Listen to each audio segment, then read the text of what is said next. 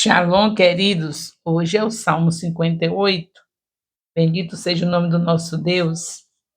Então vamos fazer um comentário aqui.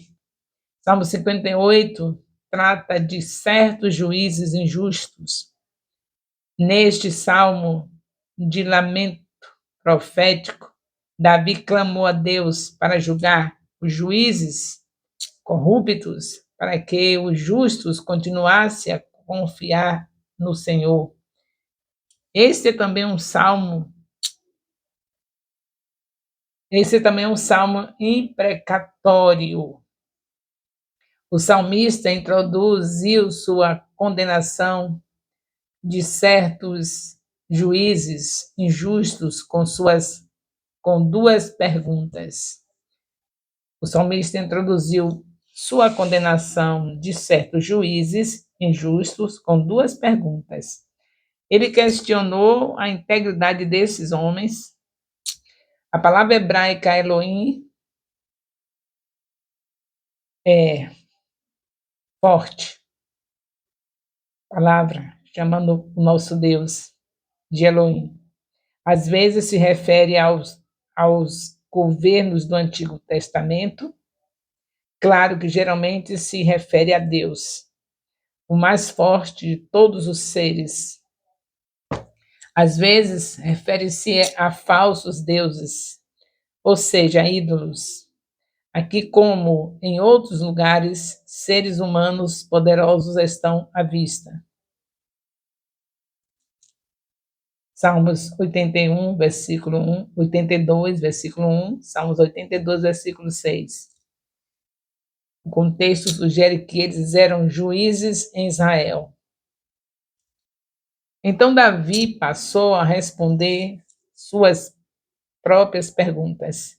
Em vez de praticar justiça, esses governantes planejaram injustiça e violência.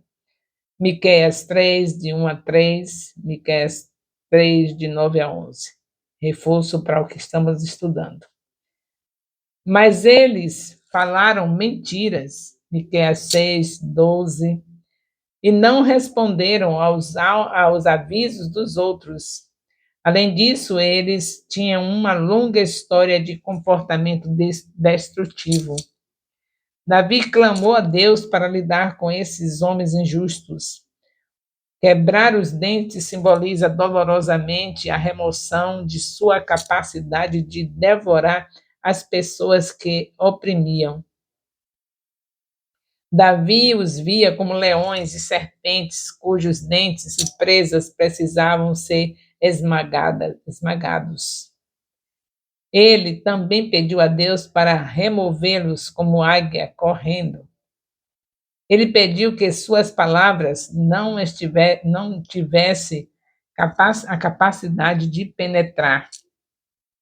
Ou seja, ele queria que eles derretessem como os caracóis fazem no calor. Além disso, ele desejou que eles morressem sem qualquer influência adicional, como uma criança que morre no ventre de sua mãe. Portanto, o salmista acreditava que sua destruição seria rápida. Espinhos usados para lenha queimam muito rapidamente. Davi comparou os governantes injustos a espinhos. Sua maldade ardente não duraria o suficiente para efetuar qualquer mudança no pote acima deles. Uma figura para outras pessoas que eles poderiam influenciar. Vou reler porque houve falta de pontuação. Sua maldade ardente não dura o suficiente para efetuar qualquer mudança no pote acima deles. Essa linguagem no pote acima deles, uma figura para outras pessoas que eles poderiam influenciar. Independentemente de esses homens ímpios serem jovens, verdes ou velhos, secos, referente a jovens verdes, referente a velhos secos. Sua influência seria mínima porque Deus os julgaria. Não importaria a idade, não importaria ou quem era eles, velhos ou novos, ele sabia que Deus o julgaria esses homens. Mas quando Deus julga governantes corruptos, cortando-os, os retos se alegrarão. Assim, Davi descreveu seu regozijo em termos de uma vitória militar, na qual os vencedores banharam seus pés no sangue de seus inimigos vencidos. Esta descrição é hiperbólica e simboliza alegria na vitória. Olhando o longo prazo, os justos encontrariam encorajamento para continuar confiando no Senhor, porque ele puniu os governantes iníquos. Eles renovariam o seu propósito de continuar a obedecê-lo, porque Davi não puniu os juízes, porque Davi não puniu juízes injustos em Israel. Ele certamente tinha autoridade para fazê-lo, já que ele era o rei. Talvez ele os tenha punido. Este salmo mostra que, como rei de Israel, Davi olhava para Jeová como autoridade suprema em Israel. A visão de Davi de seu próprio relacionamento com Jeová era adequada e admirável. Estou notando que mesmo ele sendo poderoso, tinha condição de fazer esse julgamento, mas ele estava aliado a Deus. Ele não era aquele ungido orgulhoso como foi Saul.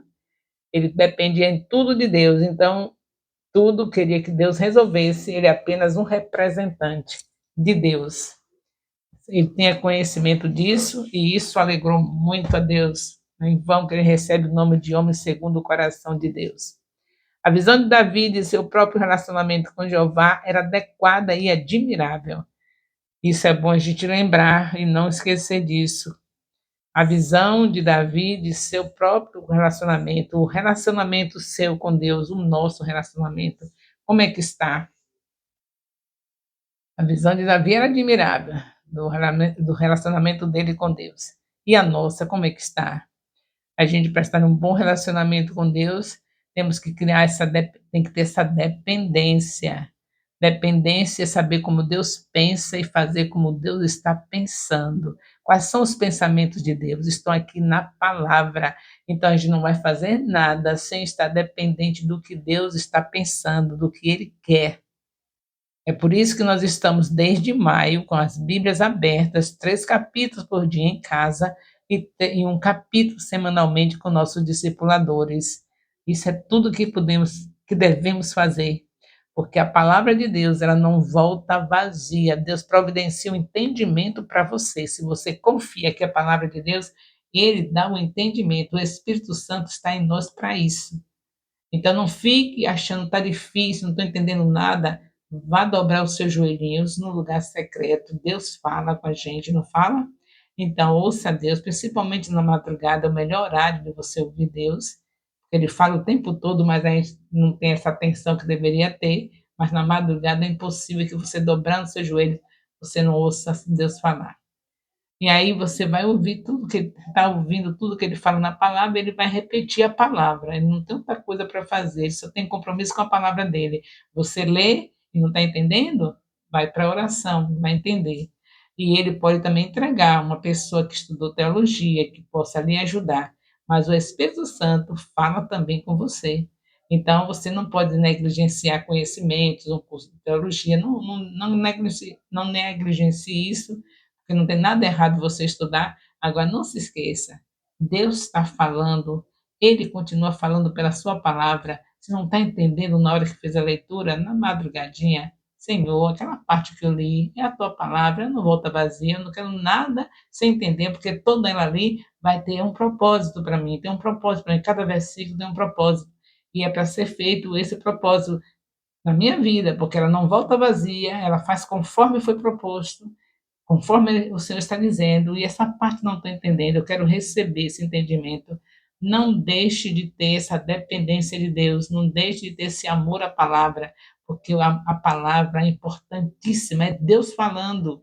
Ele diz: medita na palavra de dia e de noite, pois serás como árvore plantada junto a ribeiros de águas, que dá o seu fruto na estação própria, cujas folhas não caem, tudo quanto nós fizermos prosperará. Queridos e queridas, queridos discipuladores e queridas discipuladoras, falar nisso, nós temos agora um pouquinho de.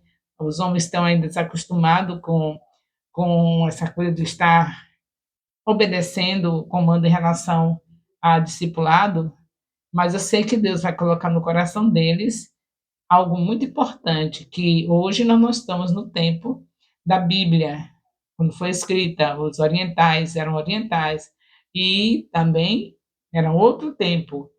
Hoje nós podemos ouvir as mulheres, porque se você não ouve uma mulher de Deus, então como você vai reagir diante de uma mulher que está no poder, no país, no seu estado, na sua cidade? Está liberado. São autoridades na terra, mulheres. Então, como é que hoje nós vamos ter dificuldade de ouvir uma mulher que está falando pelo Espírito Santo? Que o Senhor disse que derramaria do seu Espírito sobre toda a carne, não somente dos homens, mas de filhos e filhas profetizando, quer dizer, com a palavra, porque a profecia nossa hoje aqui é a palavra. Então, filhos e filhas, nos últimos dias, Atos 2,17. Então, hoje nós estamos tendo a direção, dando direção para os homens que estão no discipulado, que são discipuladores, pastores, bispos, missionários, que graças a Deus estão me recebendo com muito respeito, recebendo o Espírito Santo, que sabe que é Ele está me usando, e estão respeitando a representação que eu estou tendo de Deus, como mãe do ministério, como uma mulher de há 25 anos na frente de um povo, e sabendo que a cada dia Deus está procurando me fazer a perfeição na minha vida, porque Ele nos chamou para sermos perfeitos. Nós vamos todos bagaçados, Ele vai trabalhando nossas vidas. E graças dou, meu Deus, para os homens estarem já entendendo. Mas se houver sempre alguém, algum discípulo, alguma pessoa que ainda não entendeu isso, entenda que aqui nós estamos em outro tempo, não estamos no tempo que foi escrito lá, quando Paulo fala as mulheres em silêncio, não ensinaram os homens no templo, eram gregos, a cultura deles era diferente. A mulher não falava nem dentro de casa, só falava com o marido. Falava dentro de casa, é claro, mas com o marido, mesmo saindo, era no silêncio, chegava onde fosse, não falava nada, era outra cultura. E nós sabemos que o Senhor, ele trabalha de acordo com como está a terra. Os seus filhos não têm essa dificuldade. Não teve 12 apóstolas porque era um tempo diferente. Não tinha condição. 12 apóstolas tem que ser homens. Ele estava no Oriente, é diferente do Ocidental, e além de tudo, eram diante de pessoas de culturas como as do grego, que não queria que a mulher abrisse a boca nem dentro de casa, quanto mais quando saísse dentro do templo, no meio da igreja. Mas hoje, graças a Deus, nós estamos aqui falando com autoridade, sabendo que o Senhor que levantou a Débora, né? Houve um tempo que ele levantou a Débora, porque precisava, né? Esse tempo também precisa de profetas e profetisas. Por que ele levantou a Débora e ensinou a Baraque, orientou tudo? Porque era um tempo que precisava. E olhe que era um tempo bem puxado em relação à mulher. A mulher não tinha valor de nada, era um zero à esquerda. Mas Deus levantou a Débora. Então, tudo isso a gente está aprendendo na Bíblia, a respeitar as mulheres usadas por Deus, saber que elas não são deusas, mas elas estão sendo usadas pelo Espírito Santo. Atos 2:17. Então, nós vamos continuar, com a graça de Deus, vendo o Senhor fazendo essa obra de discipulado geral, me usando com 75 anos, ele faz como ele quer, ele é soberano. Na velhice ainda damos frutos, então tudo isso é entendimento que eu tenho certeza que vocês estão recebendo e Deus está fazendo uma grande obra porque vocês já entenderam que Deus usa quem Ele quer, faz como Ele quer. Está usando a minha vida para ajudar o meu marido nessa obra tão espinhosa, tão difícil, que é preciso ajuda. É brincadeira? Não é brincadeira você estar na frente de um povo. Moisés que eu diga, vocês já estudaram Pentateuco e sabe quanto Moisés sofreu na frente de um povo escolhido por Deus. Não era um povo qualquer, escolhido por Deus. E Moisés sofreu muito. Então, eu e meu esposo, não somos diferentes. Estamos passando por muitas dificuldades que estão no meio de um povo normal, que tem defeitos, assim como nós temos. E que a gente tem que estar unidos. Tem também a Bispa Emanuela nos ajudando. É um discipulado, é algo muito importante, é a coisa mais importante que Deus deixou para nós, que é fazer com os outros aquilo que Ele fez conosco. Alguém nos ganhou, nos consolidou, nos discipulou, e Deus quer que faça o mesmo com as pessoas que estiverem querendo entregar em nossas mãos, seja uma vizinha, seja para as mulheres, que são mulheres que vão trabalhar com mulheres, para a vizinha, para uma colega de trabalho, colega de faculdade, uma obra importantíssima. E nós estamos vendo aqui o Davi nesse exemplo maravilhoso de confiança em Deus, nesses salmos, e que seja mais um salmo para edificação, esse salmo 57, 58. É o salmo que nós estamos, salmo 58. E aí, nós vamos agradecer ao Senhor, né? Com a bênção apostólica. O amor de Deus, nosso Pai, a graça salvadora do nosso Senhor Jesus Cristo, a comunhão do Espírito Santo, seja com todos os discipuladores e discípulos do Ministério Apostólico Internacional, Filhos de Jerusalém, desde agora e para sempre. Amém. Louvado seja Deus.